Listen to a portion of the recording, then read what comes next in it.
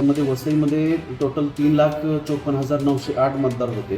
70.20% जे आहेत 2,49,157 मतदारांचे जे फॉर्म्स आहेत ते डिजिटाईज झालेले आहेत.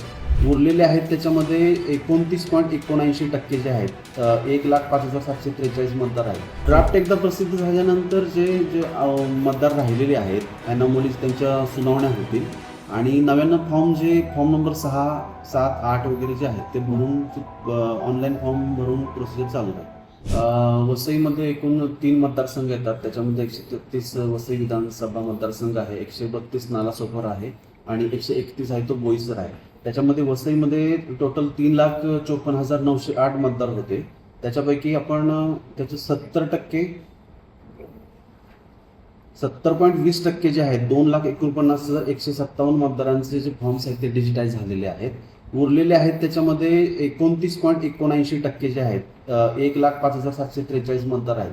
त्यांचं जे आहे ते अनकलेक्टेबल फॉर्म्समध्ये ते येतात. त्याच्यामध्ये हे झालं वसई विधानसभा मतदारसंघाच्या अनुषंगाने आणि 132 नालासोपाराच्या अनुषंगाने टोटल 6,62,057 मतदार होते. त्यापैकी त्यांचं डिजिटायझेशन झालेलं आहे ते 53.64 एवढं झालेलं आहे. म्हणजे टोटल 3,55,101 मतदार जे आहेत त्यांचं डिजिटायझेशन झालेलं आहे आणि त्यांच्यामध्ये 46.36% म्हणजे 3,06,956 मतदार जे आहेत त्यांचे फॉर्म्स आहेत ते अनकलेक्टेबल आहेत.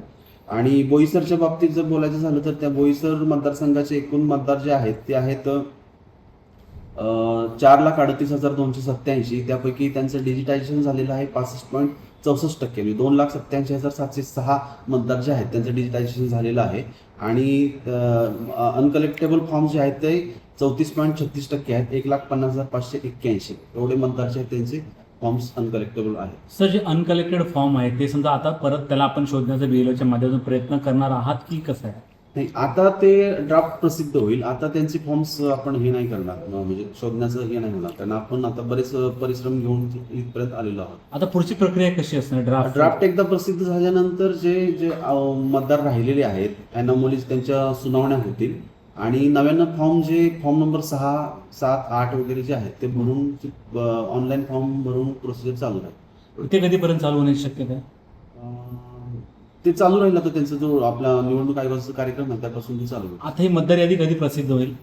मतदार यादी 24 तारखेला प्रसिद्ध होते.